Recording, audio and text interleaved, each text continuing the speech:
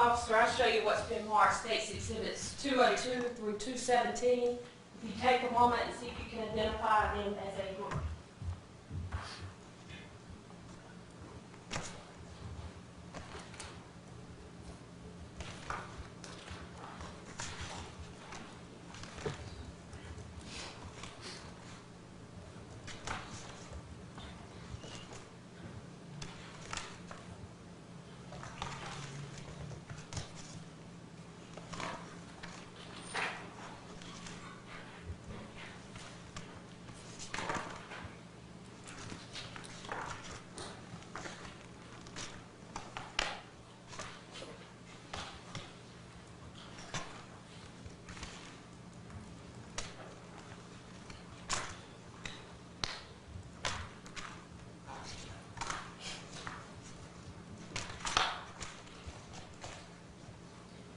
And what are State's Exhibits 202 through 217? They are overall and close-up photographs of evidence at the Century Oaks Apartments, the staircase. And are these photographs that you took on April 19th, 2011? Yes, they are. And do they accurately portray the scene as you found it on that date? Yes, it does.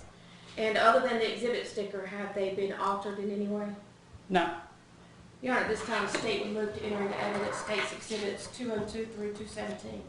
Any objection? No, Your Honor. They are allowed for illustrative purposes.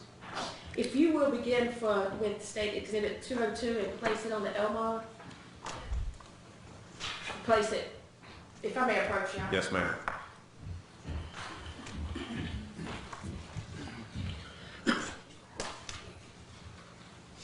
I need the lights turned off. If you need to rotate the picture, hit that. Okay.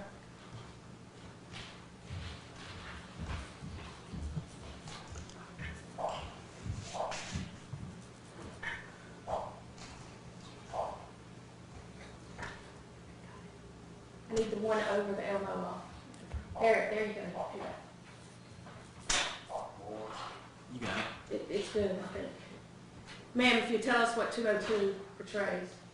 This is the exterior of the apartment building, and we're looking into the stairwell. And if you place 203.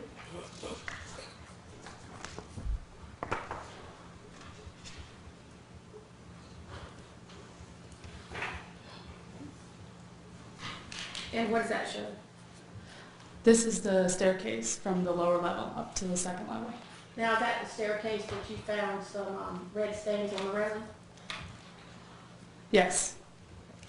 Put it in 204.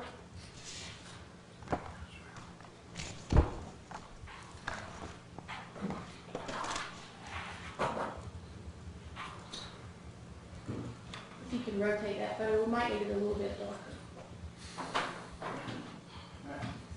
And what does that one show?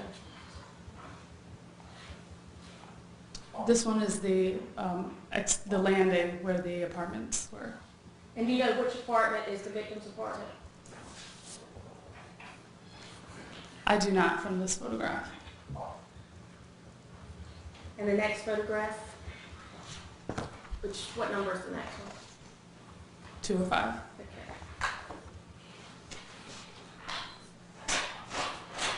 And what is that one? This is the exterior door of apartment M. So the one closest to the railing was the victim's apartment? Yes, I believe so. 206?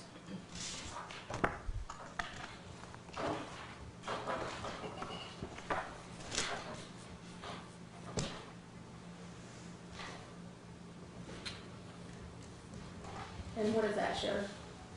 This is a mid-range photograph of the floor mat that was outside of apartment M's door, and there's suspected blood on the wood near the rug. And would you, can you point out a spot that appears to be blood? Right here. And if you're, show 207 and tell the jury what that shows.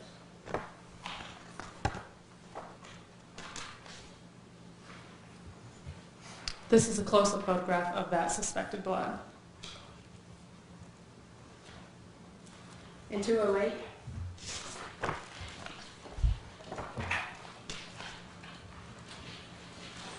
This is another close-up photograph of that suspected blood with a scale in place.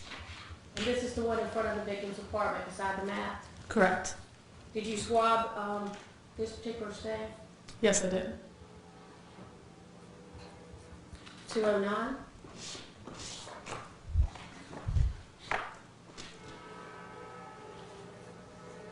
This is another close-up photograph of that same suspected blood with a scale. And 210?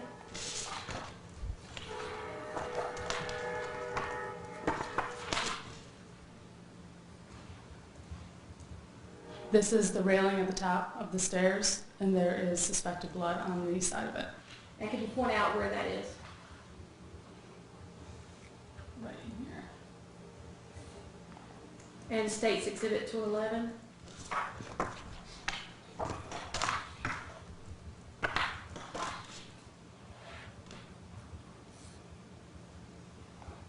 This is a close-up photograph of that suspected blood on the railing with a scale.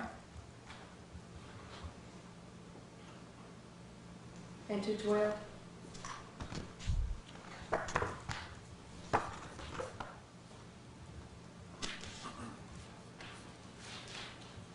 This is a close-up photograph of blood on one of the other railing parts. So that's one of the slats or rails on the stair railing? Correct.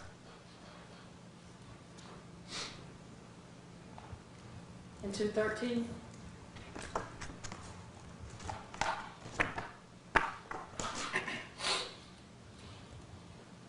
This is a close-up photograph of that same suspected blood with a scale on it.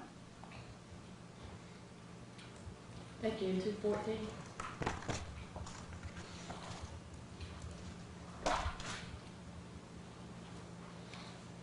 This is a mid-range photograph of that suspected blood, the close-up one that we just looked at. So it is right here. Thank you. 215?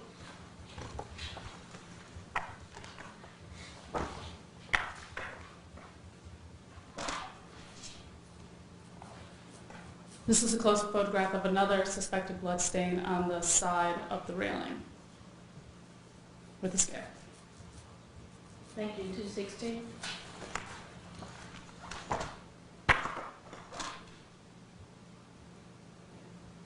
This one's a little further back so you can see more of the side of the railing where the suspected blood is. And that is a little further back from the picture you just showed? Correct. And 217?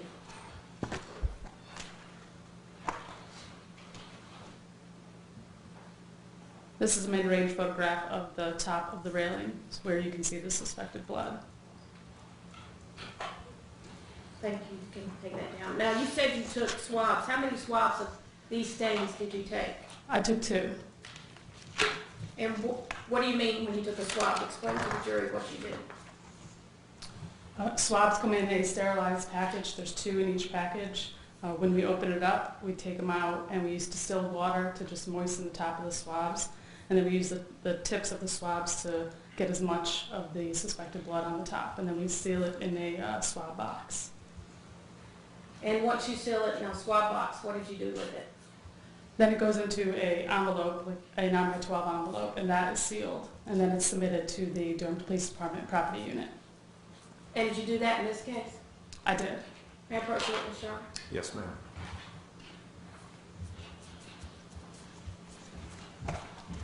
Officer, I'm going to show you what's been identified as State's Exhibit 39. See if you can identify that exhibit.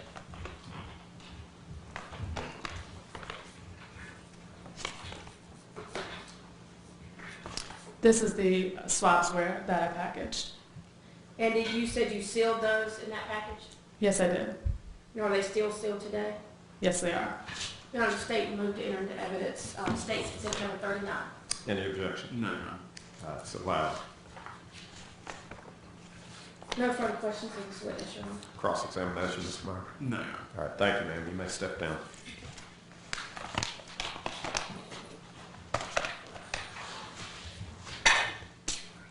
Your Honor, may Officer Nowowski be released? Any objection? No. Ma'am, you're released from your subpoena. You're free to go. In a minute. Further evidence, Ms. Franks? Yes, Your Honor. State would call Dr. Clay Nichols.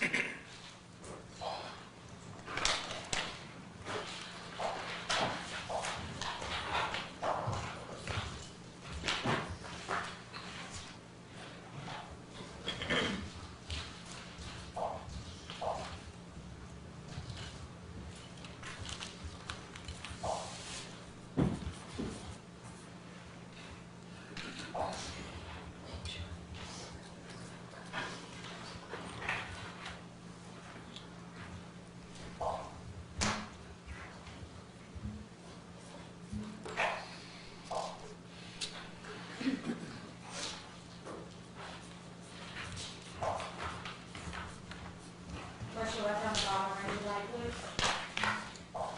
You solemnly swear the testimony you may give the court in the case now being heard shall be the truth, the whole truth, and nothing but the truth, so help you God? I do. Please have a seat.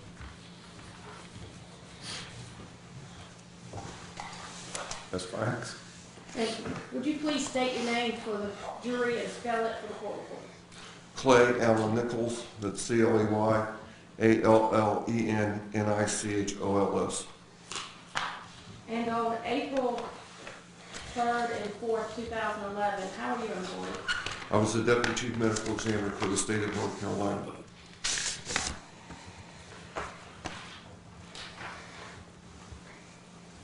Are you licensed to practice medicine in this state? Yes, I am. Are you licensed to practice medicine in any other state? I have a license in South Carolina, but currently that's inactive.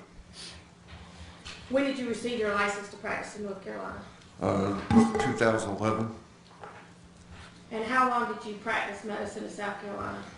since 1985.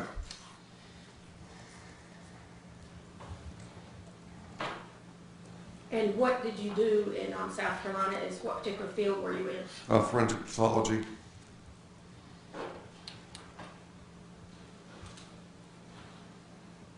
Would you tell the jury where and when you received your medical training, please?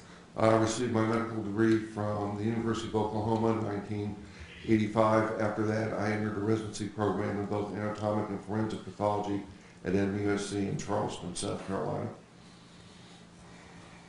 Would you explain to the jury what the practice of pathology and forensic pathology, what it means and what it involves? A pathologist is a physician, but rather than seeing patients as our practice, we see parts of patients. We are the laboratory doctors. We have specific training in looking at tissues, both grossly, which means with the naked eye, as well as underneath the microscope for the presence or absence of disease. And another thing that we do is the performance of an autopsy, which is the dissection of a person in order to determine the cause of death. A forensic pathologist has another year training specifically to deal with people who die of unnatural or violent deaths. And sir, I'm going to ask maybe you pull the microphone a little bit to you so that all the jurors will be able to hear you. Are you board certified in any type of specialty? I'm board certified in both anatomic and forensic pathology.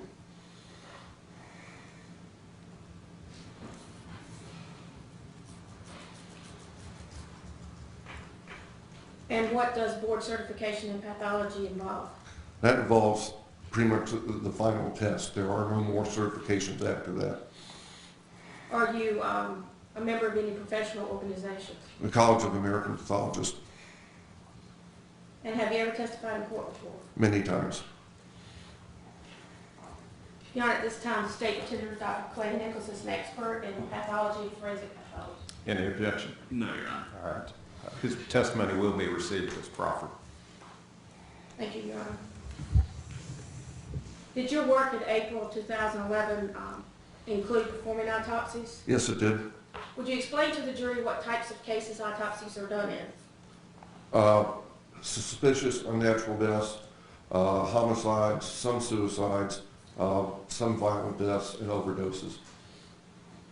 How many times have you yourself approximately performed an autopsy? Approximately 8,000 times.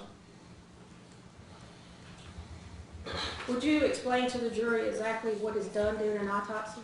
An autopsy starts with a phone call where information is received. It could be a little information, no information, or a lot of information, depending on the situation. After that, the body is received. It's looked at with the clothes on, then examined with the clothes off. Everything is done with the eye looking for the possibility of a violent death or some indication of why the person died. After that, a dissection is performed where the major organ systems are removed. They're dissected down further. Small pieces of tissue are then saved for microscopic examination, and fluids or tissues, as necessary, are collected for toxicological evaluation. After everything comes together, the final report is issued. And I'll ask again, Dr. Nichols, if you just keep that microphone, you can move it around a little bit closer to you so all the jurors can hear, even the ones back in the corner. Do you remember whether or not you performed an autopsy on a Reginald Day on or about April 14th, 2011? Yes, I did. And do you remember how long that autopsy may have lasted? Approximately an hour. And what were the major findings of your autopsy?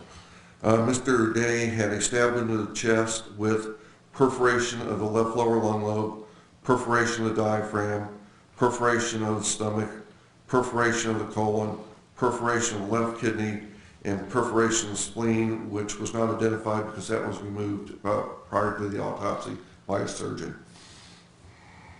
And did you find any other injuries other than the stab wound on Mr. Day? There were multiple minor scabbed over lesions and minor contusions, which are bruises, which may have represented defensive injuries running down from essentially the left biceps to the left wrist from about here to approximately here. And did you take any photographs during your autopsy? Yes, I did. Did you take any in this case? Yes, I did. Will they help illustrate your testimony in this case? Yes. May I approach the witness, Your Honor? Yes, ma'am.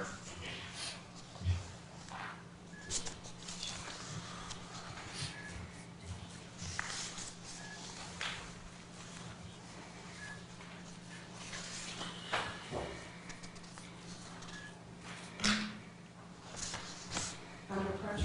Yes, ma'am.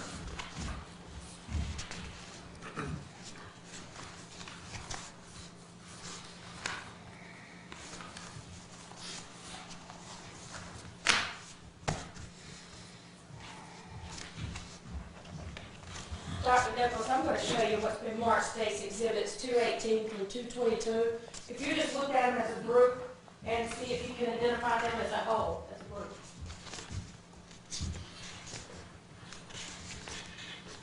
Yes, I can. And what are they? These are photographs taken of and during the autopsy of Mr. Day. And do they accurately show the condition of Mr. Day's body at the time you performed the autopsy? Yes. And other than the exhibit sticker, have they been altered in any way? No. Your Honor, the State would move to enter into evidence State's Exhibits 218 through 222 for illustrative purposes. Any objection? No, Your Honor. They're allowed for illustrative purposes. Dr. Nichols, if you will begin, I believe it's number 222 may have been the first photo, and lay it up on the Elmo, face up. And if you could describe for the jury what this particular photograph shows. This is a typical ID photo, also known as a mugshot, showing Mr. Day and the autopsy number beneath that. And why do you take these type of photographs? This is a standard photograph in order to document who we actually autopsied. And if you'll place 221 up on the Elmo, please.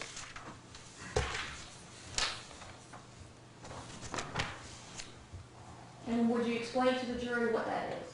This is a stab wound of the left chest. Here you can see the axillary armpit area here, and this is the stab wound in the left side of the chest. And State's Exhibit 220.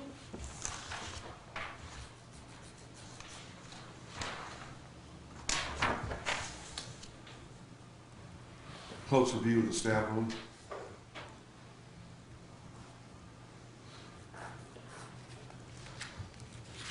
And you said it was on the left side? That's correct. And 219.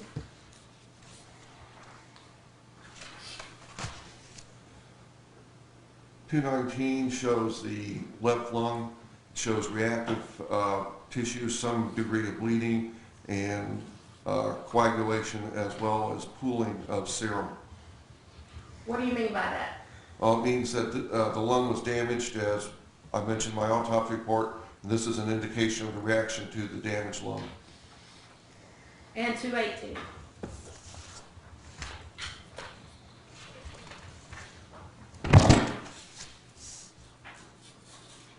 Same thing, just a closer view. And can you show the damage again to the jury?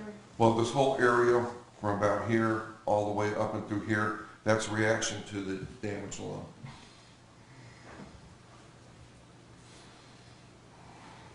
Thank you, Dr. Nichols. You can take that photograph off.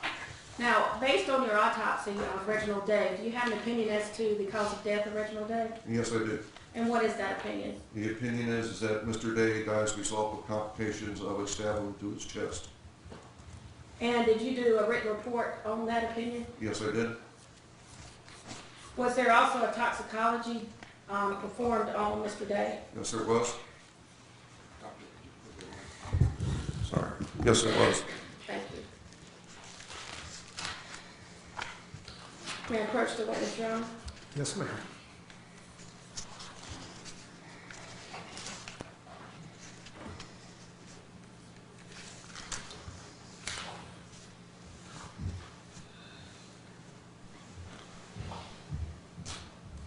Dr. Nichols, I show you what's been marked State's Exhibit 223 and 224.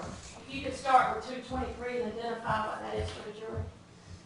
223 is my autopsy report, and 224 is the toxicology report on Mr. Dye. And was there any alcohol or anything like that in the system? Could you give me a minute, please? Yes, sir. Okay.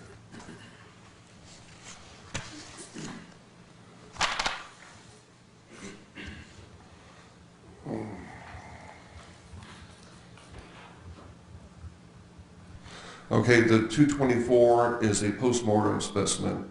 No alcohol was identified days after he died, but there was also a pre-mortem report issued, which showed a blood ethanol level of 296.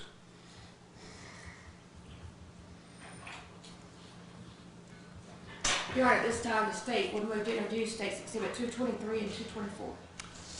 Any objection? No, Your Honor. All right, they are allowed. Your Honor, we'd also ask that they be published to the jury, and I have a copy. Yes, ma'am.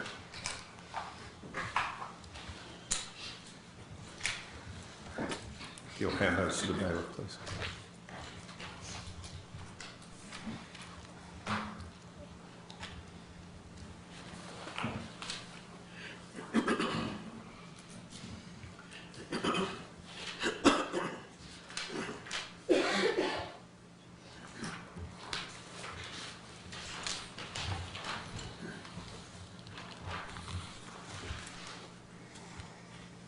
Time to approach, Your Honor. Yes, ma'am. Thank you.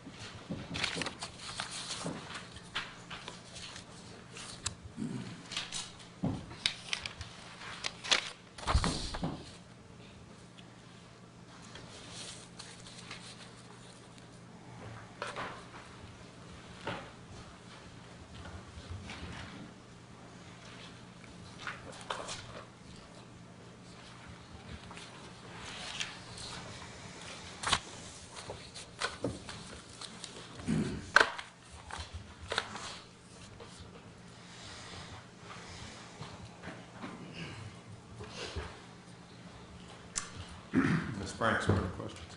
Yes, sir. Dr. Nichols, would you please describe the stab wound itself to the jury?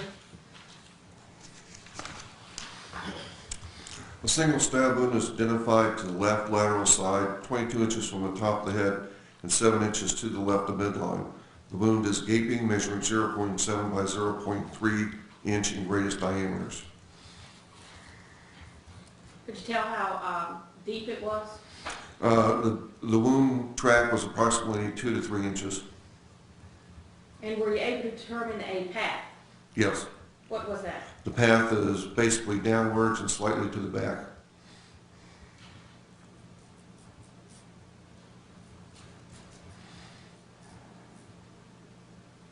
So is it going from back to front or front to back? Front to back.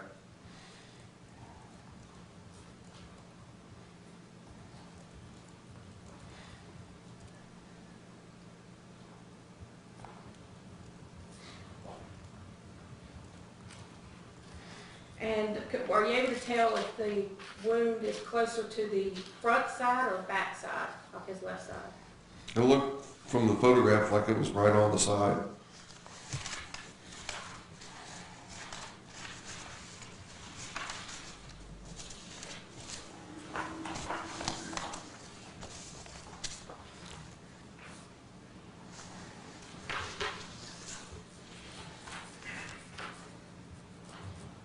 Now, as far as the other wounds, what hand or arm did you find those other wounds on?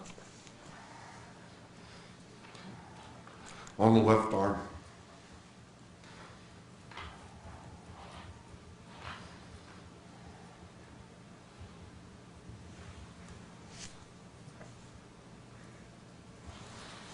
And when you are talking about a perforation of the left lower lung lobe, what are you talking about? The lung lobe itself was actually pierced by the stab with the knife.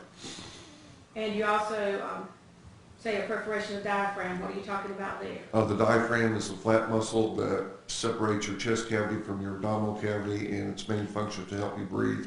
And that muscle was perforated. And as to the perforation of the stomach was pierced by the knife. and the perforation of the colon, The large intestine was also pierced. and the perforation of the kidney. The kidney was also pierced by the knife. And I believe your report also says that there's been surgical intervention. Can you explain what you mean by that to the jury? Mr. Day reported or presented to the emergency room, and as a result of the stab wound, surgical intervention took place. And in order to stop the bleeding, certain areas were sutured over, the blood was evacuated, and his spleen was also pierced by the knife, but that was removed by the surgeons. And did your report make any other findings? No other significant finding. No further questions, Your Honor. Cross-examination. Yes, Your Honor. Good morning, Dr. Nichols. How you doing today, sir? Good, how you doing? A few questions about how the autopsy was performed, and I'll get into some specifics on that. Did you actually do the actual evisceration of the organs? I was there. I have an assistant that helped with the evisceration. Okay, but you did observe them being removed one at a time? Oh, yes. And what is, for the jury, what is evisceration? That's removal of the major organ systems, the major part of the dissection. How many autopsies do you typically perform in a day? It depends. Sometimes 0, sometimes 5, 6.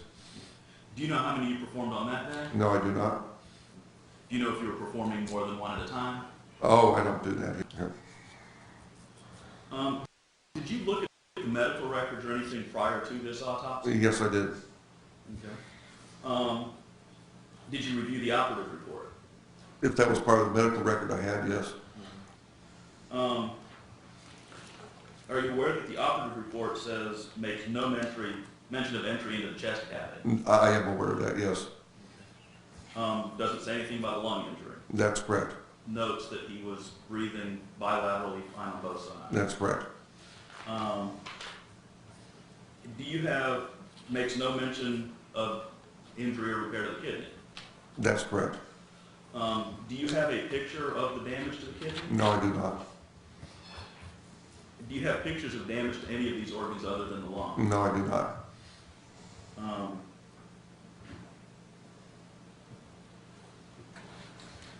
How long after you performed this autopsy did you write your report? I usually go up to my office and dictate it that day.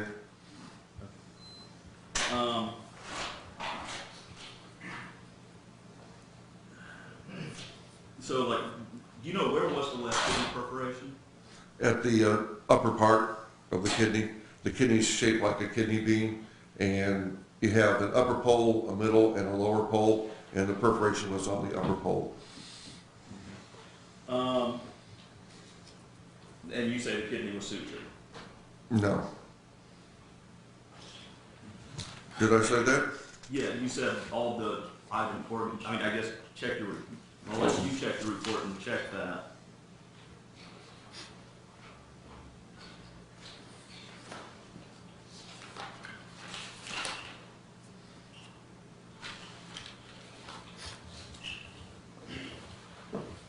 No, I would say it was sutured. Okay. Well, can you check under the injury section on page 2? Does it not say the knife? Can you go ahead and just read that Okay. paragraph to the jury? Injuries, single stab wound. The knife is found entered about the side traveling roughly downwards. The subsequent. Sir, if you could slow I'm down. sorry. Yeah. The jurors can't hear you. Okay. Internal examination shows surgical intervention, including sutures on all of the previously named anatomic sites. Reactive changes are also noted around the left lower lung lobe. The abdomen is found to contain approximately 800 cc's of bloody fluid. So does your report not note that you've identified sutures on the lung, the diaphragm, the stomach, the colon, the kidney? That wasn't my intention. I do not believe there was a suture around the kidney, and clearly there was no surgical intervention in the left lower lung lobe. Okay. What about on the stomach? Yes, So there were sutures on the stomach? yes. Are you aware the operative report doesn't make any report of any repair or injury to the stomach? No, but they were there. Okay. But you don't have any pictures of it? No, You don't have any samples of it? no.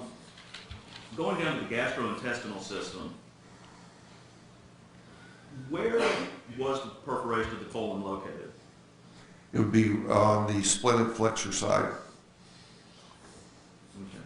So where it says sigmoid flexure, where is the sigmoid flexure? The sigmoid flexure is down around the colorectal area. So that's incorrect when it says sigmoid flexure. On page 2 under gastrointestinal system.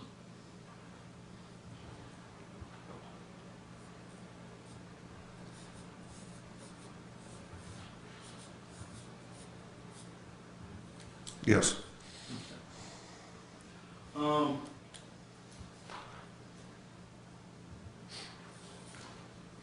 Absent, are you aware that Mr. Day, after the surgery, appeared to be recovering, and on day 6, essentially that's when the brain death occurred, or on April 6th, 3 days later, that's when the brain death occurred. Yes. Is that largely the complication? Do you have any idea of what caused that? Obviously some sort of infection or some sort of other catastrophic illness. But as a result of him being stabbed is the reason why we have a homicide, manner of death, as well as the cause of death being listed as complications of a stab into the chest. Right. Yeah. But in general, after the surgical intervention, could he have survived this stab wound but for those complications? Yes. Let's assume that the operative report, which only notes an injury to the colon and not all the other organs that you noted, would you generally consider that, a single stab wound that nicks the colon, to be fatal? Objection. Sustained. If it's a proximal cause. Sustained, you don't. Okay, I'm sorry.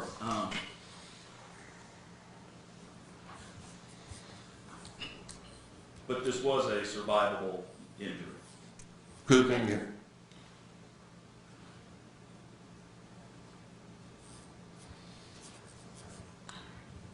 Overruled. Excuse me, it's sustained is to form. Okay. In your opinion, as you reviewed this,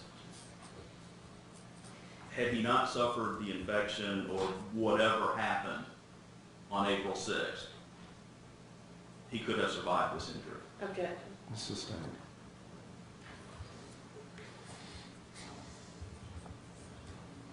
Did you not testify that it was that he suffered an infection or something, brain disease, on April, or some sort of brain death on April 6th? Essentially, yes. And absent that, there's an expectation he could have recovered. Objection. Sustained. Was this necessarily a fatal stab wound? Objection.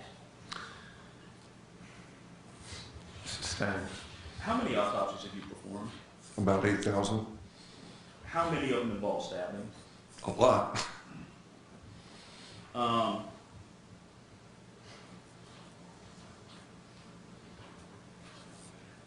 Do you know, does every patient who's gone to the hospital having been stabbed end up in the autopsy table? No. If I can have just a minute, Your Honor. Yes, sir.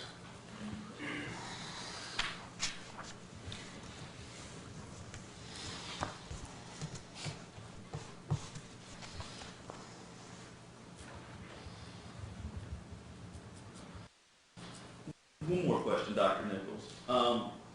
Could the injuries to the lung have been caused by a chest tube?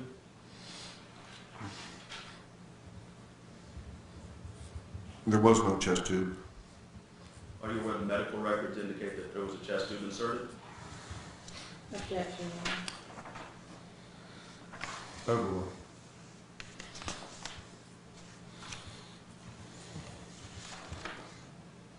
Not on the left side. Did you note a chest tube injury?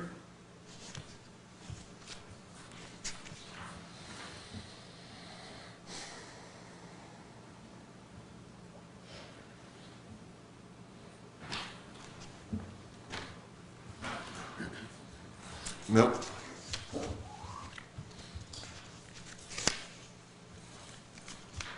Can you give me 1 minute? Yes. Okay.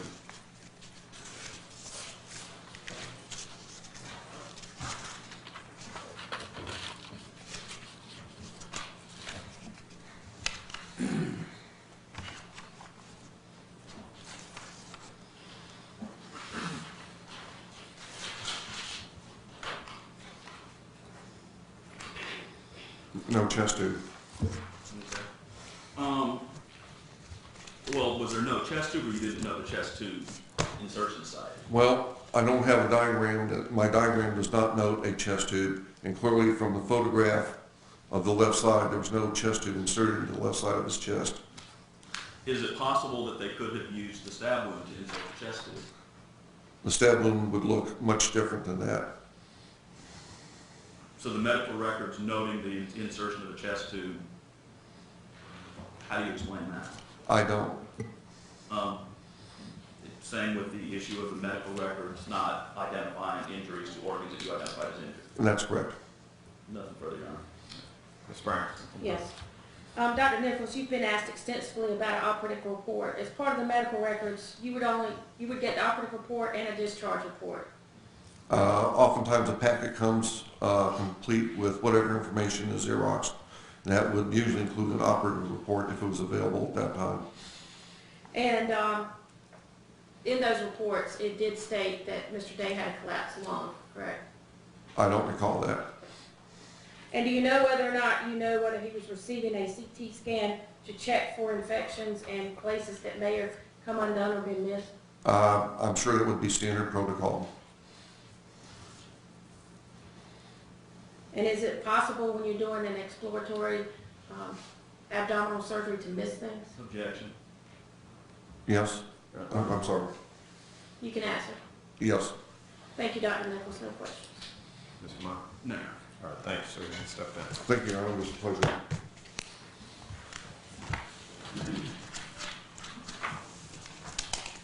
Your Honor, the state would ask that Dr. Nichols be released so he can file.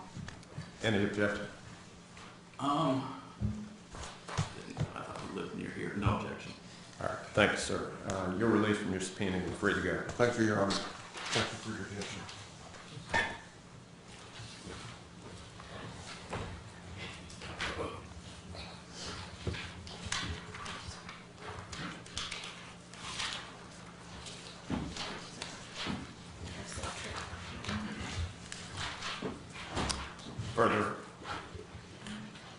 Further evidence for the state? Yes, Your Honor. The state would call Investigator Mary Ann Long. So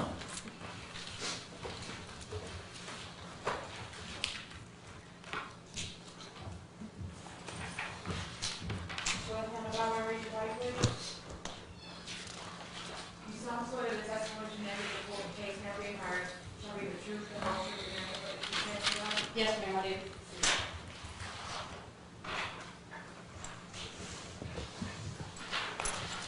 Ms. Frank? Thank you. Ma'am, would you state your full name for the jury and spell it for the court reporter? Mary Ann Bond, it's Marianne, last name Bond, B-O-N-D. And how are you employed, Investigator Long? I am a lieutenant with the Durham Police Department. And on April 2011, how are you employed? I was the Sergeant of Investigations of the Domestic Violence Unit. How long have you been a law enforcement officer? Approximately 14 years.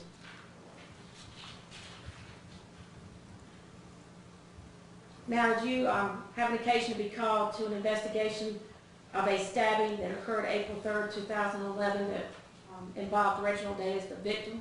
Yes, ma'am, I did. Do you remember when you got involved in that investigation? It was approximately 3:53 in the morning. I had received a call in reference to the stabbing. And what did you do once you received that call? I gained some background information from the officers on the scene, as well as the lieutenant watch commander who had called me to be dispatched out. And then what did you do? At that point, I proceeded to the scene to take a look at the residence to be able to obtain a search warrant to gather evidence. Were you able to observe the residence? Not at that time. Were you able to obtain a search warrant? Yes, ma'am, I was. And what did you do at that time?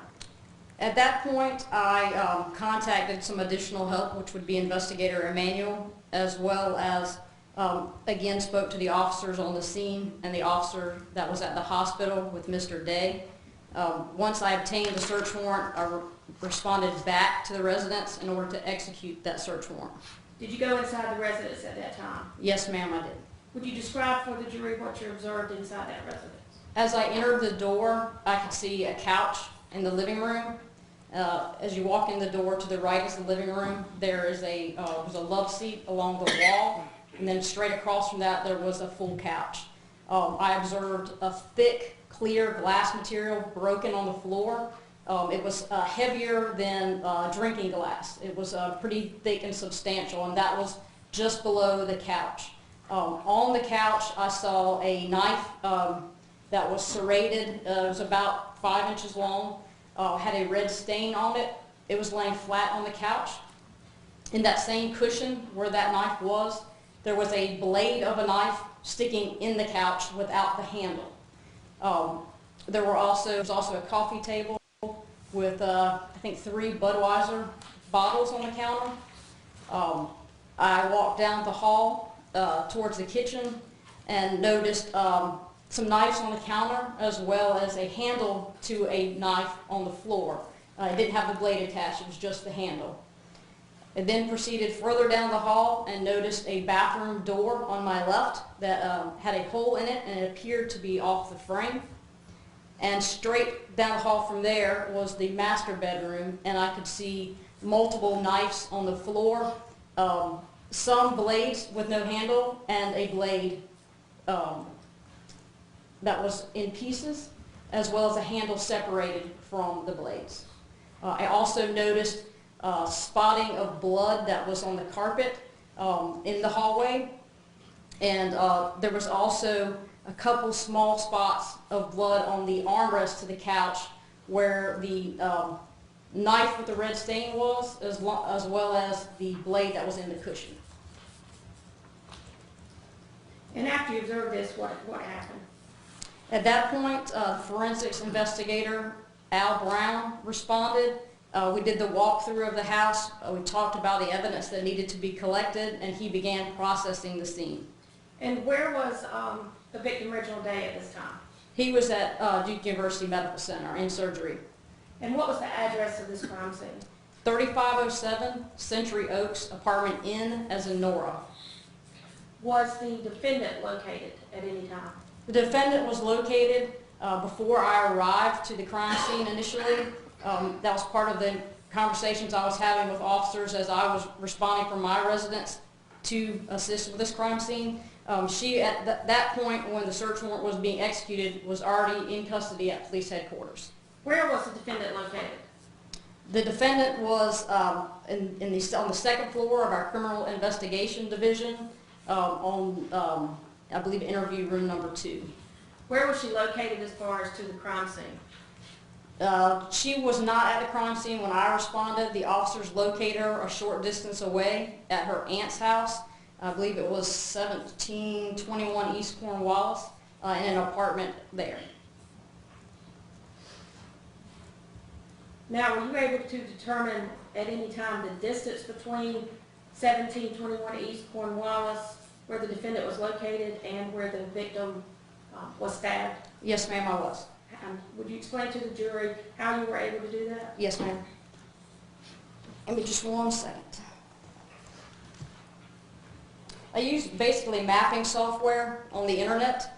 I went to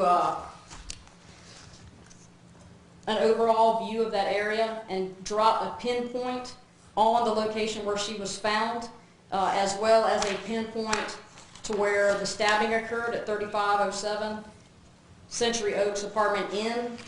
And when I placed that pinpoint, I used that software to determine the latitude and longitude for that exact pinpoint. And then with the latitude and longitude from each location, was able to determine the feet in distance between the two.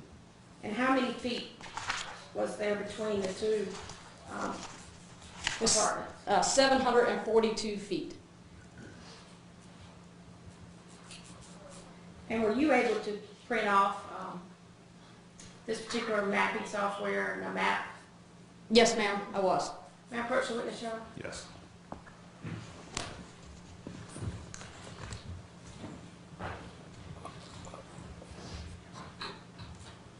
Officer, I show you what's been marked State's Exhibit 177. You could take a moment and see if you can identify that. Yes, ma'am, I can. And, might help if I turn it over. What is it? That is the overall mapping photograph that I was able to obtain to determine the distance between 1721 East Cornwallis and 3507 Century Oaks. And other than the fact it's been enlarged, has it been altered in any way? No, no ma'am, it has not. United States moved to enter into evidence States Exhibit 177 for illustrative purposes. Any objection? No, Your Honor. All right. It is allowed for illustrative purposes. We ask that the officer be able to step down and illustrate to the jury. Yes, ma'am. May I step around, Your Honor? Yes, sir.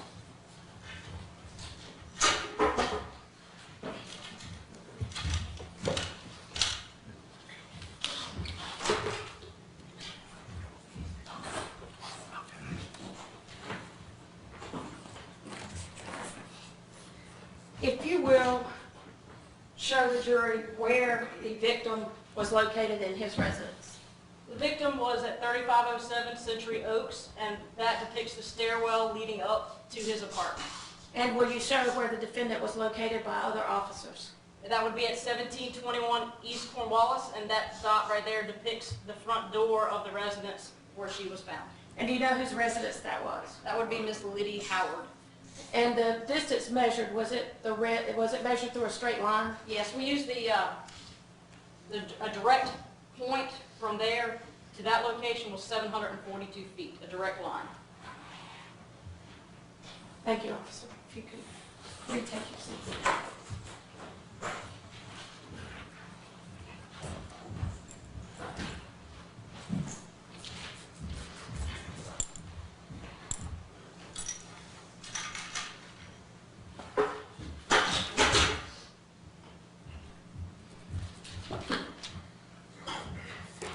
Officer, during your investigation, did you ever have a chance to talk with Carlos Wilson, who is the cousin of the victim, Reginald Day? I did.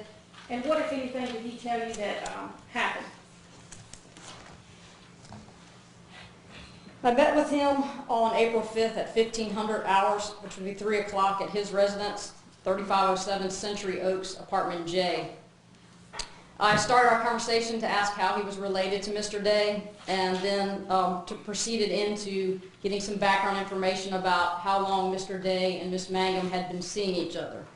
He responded by saying that it was his uncle, and that his uncle had lived in that apartment for a couple of years, and that he had met Crystal about between 4 and 6 weeks prior to this incident. He said that Miss Mangum moved in a short time after they met. At that point, I started talking to him about what happened that evening, also going into a little bit of information about what he heard. And he said that he had heard them arguing in the parking lot earlier that evening and heard Mr. Day say, give me back my money. He got dressed at that point to go look and see what was going on outside, and no one was out there when he went out, so he just turned around and went back home. About some point after 2 o'clock, he wasn't sure of the time, he heard knocking at his front door. He went and answered the door, and he saw Mr. Day standing there bleeding from the left side. He said he noticed a wound that was approximately 3 to 4 inches in length and appeared very deep. He went on to say that he was worried about the blood coming out of that wound, and he called 911. He talked about Mr. Day saying that she took my money and stabbed me. Mr. Wilson said Mr. Day was in a great deal of pain and appeared to be intoxicated, and he was extremely concerned about $700 that was taken from him. Now, did he tell you anything about Mr. Day's breathing or anything about the stab wound? He said he was a nursing assistant and was worried Mr. Day may have issues with his lung because of the location of the stab wound. He just said that he was in a great deal of pain and was very concerned about the money. Now, did Mr. Wilson tell you that whether he went back to the victim's apartment and observed anything in that apartment? He did. He said he went back to the apartment with Mr. Day to wait for the ambulance. He noticed his cognac container broken on the floor a knife stabbed into the couch without a handle, and several knives broken throughout the house.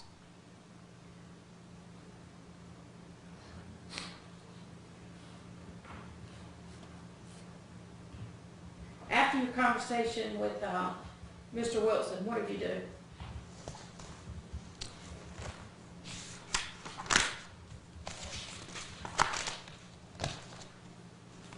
That would have been on April 5th. I went, got some information from him in reference to some previous girlfriends that Mr. Day had dated, and then I proceeded back to the hospital to attempt to talk to Mr. Day for the second time. Were you able to find this money that Mr. Wilson and the other people had talked about? Yes, ma'am, I was.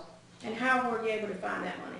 I went over to the location where Miss Mangum was found and talked to Miss Liddy Howard and was given the 2 money orders. Do you know where they were located in Miss Howard's home? They were located underneath where Miss Mangum had been laying on the floor.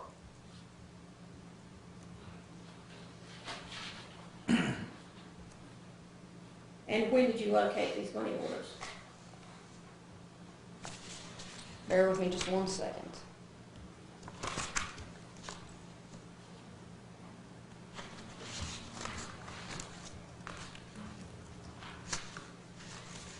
I gained possession of the money orders on April 5th at 4 o'clock. Now, when you say Miss Howard's, was this the Cornwallis address you spoke about earlier? Yes, she lives at 1721 East Cornwallis. And these money orders, do they kind of look like a check? What do they look like? Yes, they're a money order. They were made out from State Employees Credit Union. They were made out to Country Scene Apartments, and the remitter on those money orders was Reginald Day. Now, if you're looking at it from the front, is there a line on the bottom right for a person to sign those checks? Yes, ma'am, there is. At the time you picked them up from Cornwallis Road, were they signed on that line? One of them was not, and one of them was. And what did you do with those money orders? As soon as I got them in my possession, I took them to Mr. Day at the hospital and had them signed over in his possession. And do you know what happened to the money orders? I do not. Did you ever get the money orders back? Don't recall getting the originals back. Did you ever get copies back? I did get copies back from State Employees Credit Union. May I approach the witness, Your Honor? Yes.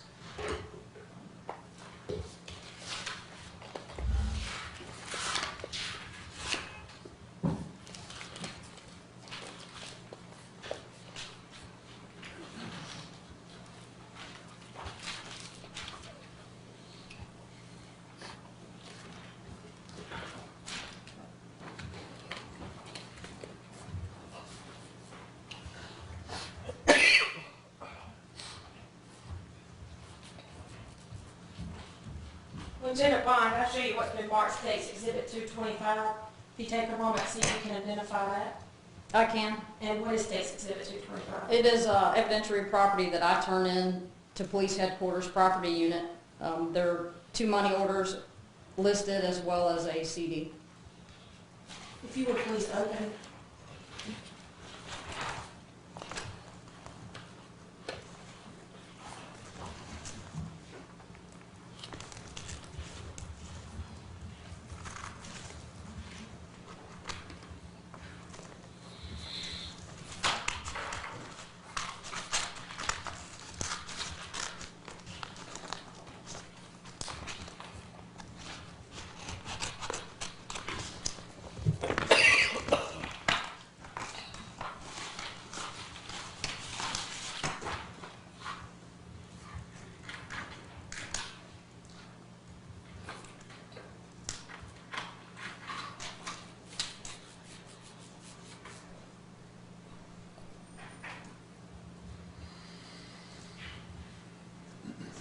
And I'll show you what's been marked 226 and 227. If you take a moment, see if you can identify those items. I can. And what is 226? 226 is a money order, original money order made out to Country Scenes Apartment for $400 with the remitter being Reginald Day, and the memo says 3507 Apartment Inn. Now, State's Exhibit 226 is, it's been negotiated through the bank, or has it? It's been signed off, yes. Now, is that the one you said had nothing at the line on front? Yes, ma'am. This one did not have anything in the authorized signature position when I turned them over to Mr. Day. And what has since been put there since you collected them from Cornwall? It's been signed by someone and says for Reginald Day. I can't make out the signature. And State's Exhibit 227, can you identify that one? Yes, ma'am. This is the original money order cashier's check drawn off State Employees Credit Union in the amount of $300 with the remitter being Reginald Day in reference to 3507 in the memo section. Now, does that one look any different than it did when you collected it from Cornwallis Road, other than the fact it's been negotiated? No, it has a signature under authorized signature, and that's the way it was when I returned it to Mr. Day.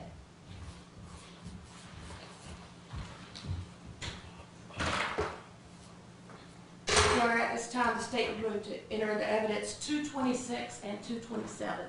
Any objection? No, Your Honor. They are allowed. We'd also ask that they be published to the jury, Your Honor. Yes, ma'am.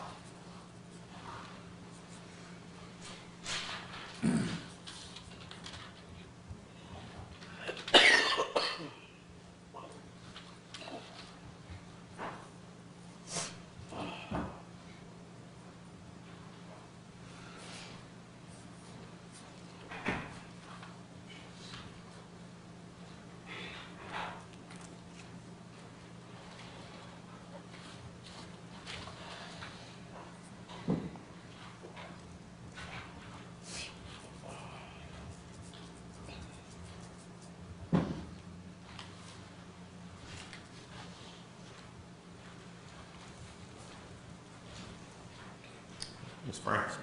Officer Vaughn, during your investigation, did you have an occasion to talk with Akia Haynes? Yes, ma'am, I did. What date and time did you talk with Ms. Haynes? I talked to her for the first time on the phone at 10:15 in the morning on April 12th. And when did you talk to her in person, if any?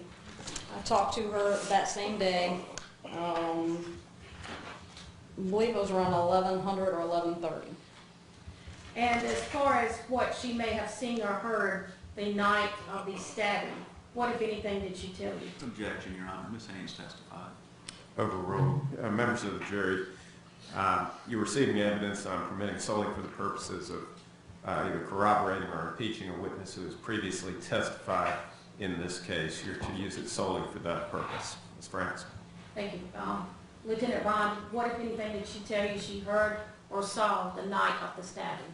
She said she heard some bumping and knocking and the mirrors on her front wall fell off. She heard music that was loud for a period of time and then it went back down. And she also heard a female arguing around 2:30 to 3 o'clock in the morning. What else, if anything, did she tell you? She heard the front door open and close loudly at one point. She heard some specific words, and her wording to me was, I heard him say, get out of the way, move, and then a door slam. She also said she heard a female say, I'm gonna fuck you up. And at that point, she said people in the she could hear other people coming out of in the hallway. Did she tell you whether or not she saw either Reginald Day or the defendant?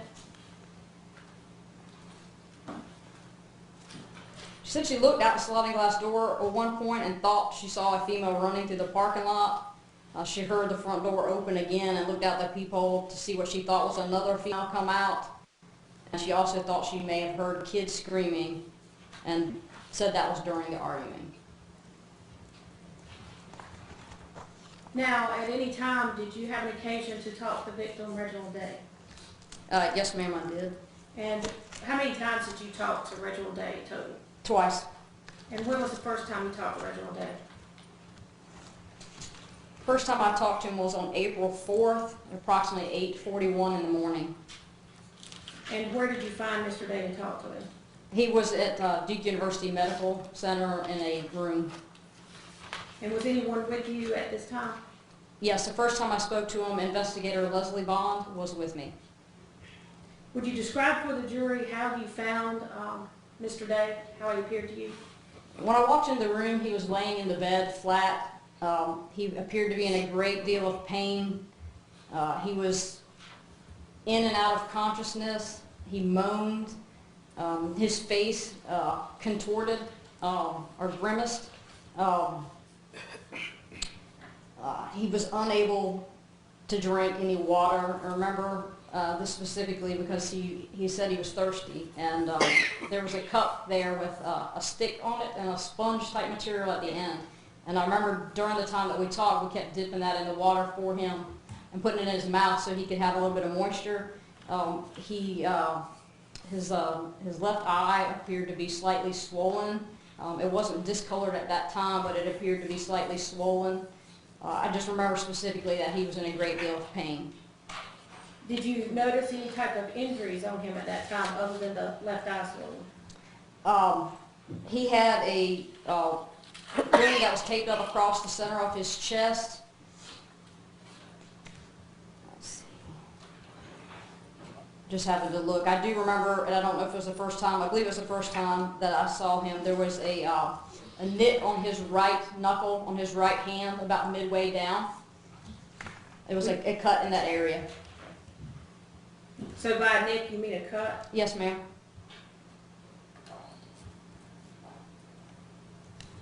Now, what, if anything, occurred between you and Reginald Day on April 4th, 2011? We talked about what happened during the incident when he was stabbed. I was getting bits and pieces from him of what he could describe to me. Again, he was in and out of consciousness. We were trying not to continually wake him up. because he was in a great deal of pain. We were just trying to get as much information as we could from him as to what occurred the night prior. Now, on this occasion, were you asking particular questions, or did you just ask him what happened? No, I was asking particular questions. And what, if anything, did he tell you on this occasion? I asked him what happened, and he said they were arguing about Miss Mangum being disrespectful and letting other men or males in the house. I asked him where that argument took place, and he said in the bedroom. He said that Miss Mangum was running her mouth, and he was very upset because he was good to her and her kids. He said at one point during the argument, she went and got a knife and stabbed him. Again, I have in my notes, he was having a hard time staying alert and was having a hard time giving complete details at that point. What, if anything else, did Mr. Day tell you? Oh, he asked me where Miss Mangum was, and I told him that she was in jail and had been arrested. When I said this, the only thing I can do is kind of express what he did. He exhaled and his face went soft. He seemed relieved by hearing that, so I responded by saying, do you want to pursue or press charges in this case? And he responded yes. Did he tell you anything else about what occurred? Yes, he said Miss Mangum broke stuff all over his house and broke the liquor cabinet that cost $400. He said that he tried to protect himself from the knife and got cut in the right hand, and that's where I have in my notes that I observed the small cut on his middle knuckle on his right hand. I asked him what Miss Mangum was saying when she got the knife, and he responded, she said, "Motherfucker, you don't put your hands on me." I said, well, what else did she say? He said, she just kept saying that. I then asked, well, was she saying that repeatedly? And he said yes. What else, if anything, did he say? I asked him what kind of injuries he suffered. At that point, I had not spoken to any medical personnel, and he said his colon along with his spleen had been cut, and he didn't have any idea how many times he had been stabbed. Did he tell you anything else? Yes, ma'am. I asked him where he was standing when he got stabbed, and he said near the bathroom. He also said, I didn't think she was going to use the knife, that she was acting crazy. He said she had never acted like this before, and that's when he started going into the money orders and wanting to get his money orders back, and that she had possession of his rent money. What did he tell you about the money orders? He mentioned the two money orders and said that one was in the amount of $500 and one was in the amount of $200, that they were made out to the apartment complex, and that he had originally given them to her to hold, but he had needed them back for his rent. I asked him if he knew where they might be, as they were not on her person at the time of her arrest, and he thought they may be in her black purse. When I asked him where that purse may be located, he said Miss Sissy's place, and indicated that the kids stay at that place sometimes. Miss Sissy is actually Miss Howard. Did he tell you anything about what they had done earlier that evening? Yes, I continued to ask him questions to try to get a timeline of events. He said that they'd been out to a party earlier that evening at his cousin's house, and Miss Mangum was feeling pretty good. He said they started arguing in the parking lot at some point, and an officer asked him to calm down. He started to drift off again at that point and mentioned Miss Mangum had called a male to come pick her up. He said he thought this male was a police officer, and I said, well, what number would she have called from? And he gave me the number 919-519-2397. What, if anything else, did he tell you?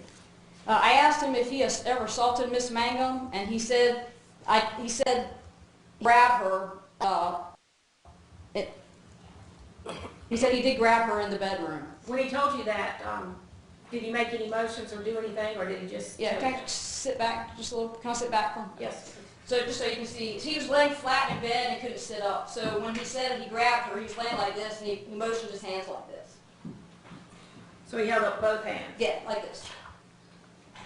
And then what, if anything, did he say?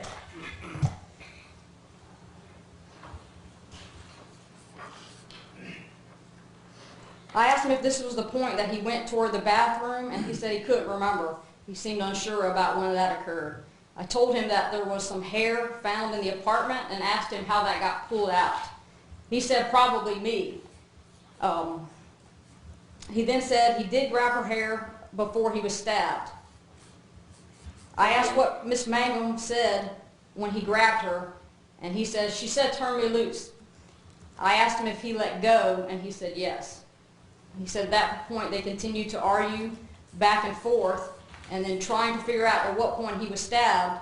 I asked him if he was stabbed during that time. He said he was stabbed after that. And then he mentioned going outside, but couldn't exactly say when that happened. Now, as far as when he said it was probably him with the hair, again, did he make any motions to show you how he may have grabbed her hair? Not on this occasion, but the second time that I talked to him, he did.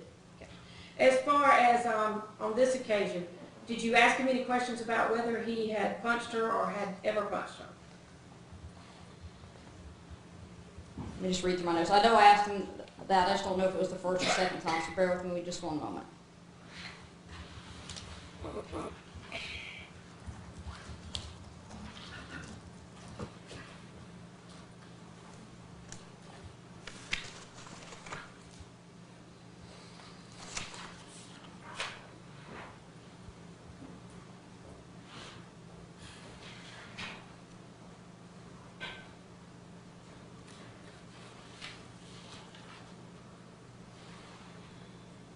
I don't see where I asked him that on this first occasion. Will you check where you said he told you that he had grabbed her in the bedroom? See if there's anything in your notes there, please.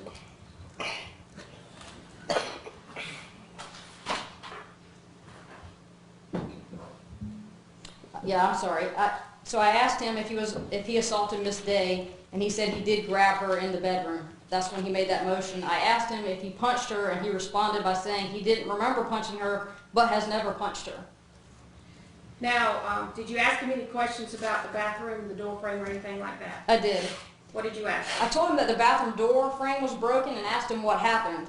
He said she went into the bathroom, locked the door, and he kicked it in. At that point, I asked him if she seemed scared, and he responded a little, but not really. Mr. Day said he did tell her to get out of the house when she locked herself in the bedroom, and that was way before he was stabbed. When he locked herself in the bedroom or bathroom? I'm sorry, bathroom. And it was before he was stabbed? Yes, ma'am. Okay. What other questions, if any, did you ask him? I asked him what was happening when he was stabbed. He said he was standing in the hallway when she went into the kitchen to get a knife. He said he turned away to head to the front door when he was stabbed. I asked him why he was going to the front door, and he responded by saying he was trying to get away from her. Did he tell you whether or not he was able to get away from her? He didn't say anything else further. Now, other than this particular occasion, did you talk to Mr. Day again? I did. When did you talk to him on the second time? I spoke to Mr. Day on April 6th at approximately 8:30 in the morning. And where did you talk to him on that occasion? He was still at Duke University Medical Center in a patient room. And would you describe how he appeared to you on that day? He was still moaning in pain. He was a little alert, so he wasn't going in and out of consciousness while we were talking, but he was still moaning in pain, still contorting his face, kind of, trying to catch his breath. He just appeared to be in extreme amount of pain to me. And was anyone with you on this occasion? I did contact forensics to respond, but there was no one else in there interviewing him with me. Did, when you talked to him on this occasion, again, were you asking particular questions, or was he just telling you what he remembered happening? Most of the time I was asking him questions. What, if anything, did you ask him, and did he tell you on this particular day? The first thing I asked him was what happened to his eye. I said, your eye wasn't black 2 days ago, that it was slightly swollen, but I didn't see the discoloration. He said Crystal hit him in the eye with a fist, but he couldn't remember which eye. I then asked him if he remembered anything more about the night he was stabbed. And what did he tell you? He said it happened very fast and he was not sure of all the details. He did say that they came back from a party and everything was fine at first, and then she called some dude from the police department and said she was leaving. He says he remembers arguing in the house and outside and then back in the house. Did you ask him anything else? I did. I asked him if he grabbed Crystal. He said he grabbed her and he was angry because she broke his glasses. He did not remember hitting her, but did say he did drag her by her hair. What else did he tell you? He said he told her if she wanted to be with another man to give him back his money and leave. I then asked him, well, what was happening when you pulled her hair? And he said he was trying to throw her out of the house. What else did you ask him? I asked him what was happening when he kicked in the bathroom door, and he said she was sneaking away to call another man for a ride. Did you ask him anything else? I asked him if anything like this had ever happened before, and he said that he never saw the side of her before. He did say that he closed the door and told her at one point she was not going anywhere. He said she was waiting on that police officer to come pick her up, and then he described the officer to me as a black male in his 30s who was thin. I asked, well, when did all this happen? He said way before he was stabbed. What else did you ask him? I asked him what was happening when he grabbed Crystal. He said she was coming out of the bathroom. I said, well, what was happening when you were stabbed? He said he told her to get out of the house, and she came at him with a knife. He attempted to get the knife away from her, but she stabbed him. Did you ask him anything else? Yes, I asked him when she left, and he said she snuck away. Did you ask him anything else? I did. I told him I knew the events weren't clear, but if he could try to explain to me what happened from the time they got home so I could get an idea of when everything occurred. He said that they had gotten home, it was time to go to sleep, and she had gotten on the phone. She told him she had a date, and he said she wasn't going anywhere. Mr. Day said he didn't have a problem with her going out on a date, but not this night. Why did he have a problem on this night? I asked him what made this night different, and he said she told me how she gets when she drinks. I said, well, what do you mean by that? He says she flirts. I asked him why he didn't want her to leave on this night, and he said, I didn't want her to go out and do something stupid. I told her, you don't know those men out there. Now, did he tell you anything about whether she goes out with men or not while they've been together? He did. He said that she would sometimes go out on dates and come home with $200 to $300. Did you ask him any other questions as far as this night and what occurred before the stabbing? Yeah, I asked him if he thought if Crystal. I said, Mr. Day. I asked him, Mr. Day, do you think Crystal is a prostitute? He responded by saying, she said. Sustain. As far as their argument, what, if anything, did he say about the argument? He said they were arguing about her leaving. I asked him if he kept her from leaving, and he said I wasn't bogarting the door. Do you know what bogarting means? Yes, ma'am, I do. What does it mean? It's a slang term for basically hogging or not sharing. And did he tell you where this particular argument was taking place? Yeah, I asked him where it took place, and he said the bedroom. Did he tell you anything else what occurred before the stabbing? Just reading through my notes, he had said that Crystal had some words with a police officer outside, and that he had said she better not leave with him. He wasn't sure of what time they came home and was not sure of the timeline of events. He again said it happened so fast and all of this could have been avoided. Did he tell you anything else? He believed that Crystal had called an officer to pick her up when she was in the bathroom, and that's when he kicked the door in and grabbed her by the hair, pulling her to the bedroom. I asked him what happened when he grabbed her hair, and he responded, motioning with his hand, it just fell out. He said that they left the bedroom, and he was telling her to leave when she went into the kitchen and grabbed a knife. What else did he say? He said that she was swinging the knife at him, and that his stuff was broken after she stabbed him. Did you ask him any other questions? I asked him if he was trying to physically keep her in the house, and he said no, he was trying to calm her down. I asked him if they had ever argued before or if he ever hit her, He said no. Did you ask him specifically had he hit her? Yes. And what was his answer? No. Now, did you ask him any questions about the other knives found in the home? About the knives? Yes.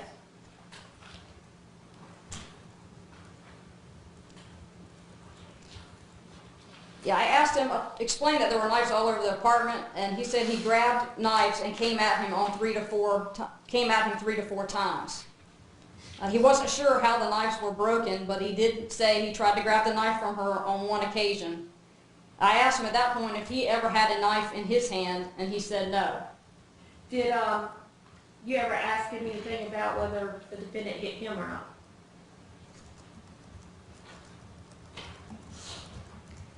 Yeah, I asked him how many times Crystal hit him the night of the stabbing.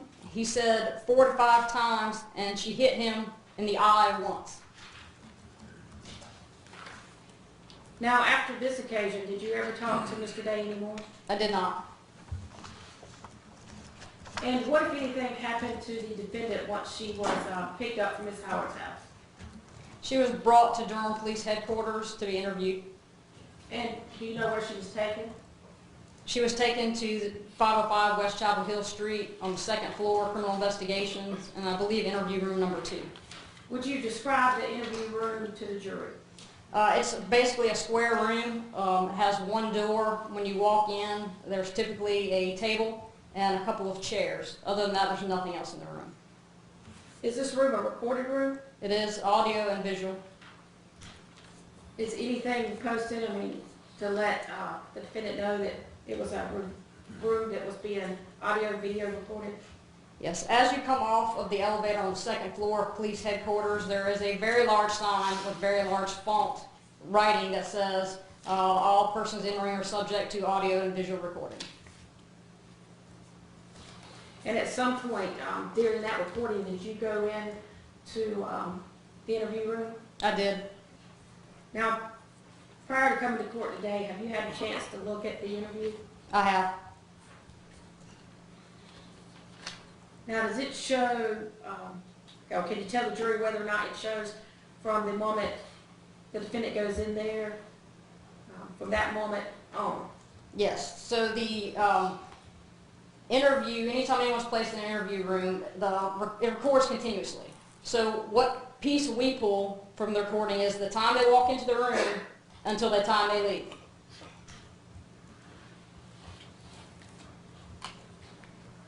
Now, Officer Walker had testified earlier that he was sitting in the room and medics came.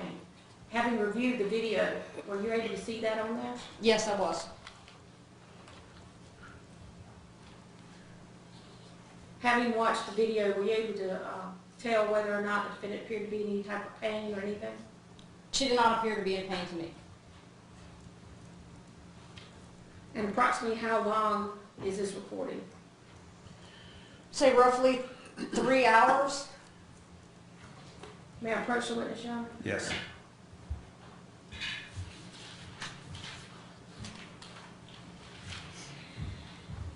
Officer, I'm going to show you what's been marked State's Exhibit 228. If you would take a moment, see if you can identify that item. Yes, I can. And what is it? It's the DVD recording of that interview for Crystal Mangum in interview room number 2. And is that a disc that you have reviewed at some time prior to court today? It is.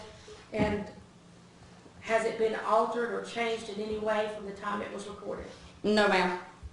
Your Honor, the State would move to enter into evidence State's Exhibit 228. Any objection? No, Your Honor. It's allowed. And at the appropriate time, Your Honor, we would ask to publish portions of it. All right, we're going to take a mid-morning recess, and then we'll have the equipment set up. You're going to play that, I assume, on the screen. Is that correct? All right. That's it. We'll have the equipment set up. So we'll be in recess until 25 minutes past 11. Members of the jury, please recall the instructions. Don't talk among yourselves or with anyone else about this case. Please don't form or express any opinions about this matter. Please don't conduct any independent investigation or review or listen to any media accounts of this matter. And please have no conversation or communications with parties, witnesses, or lawyers.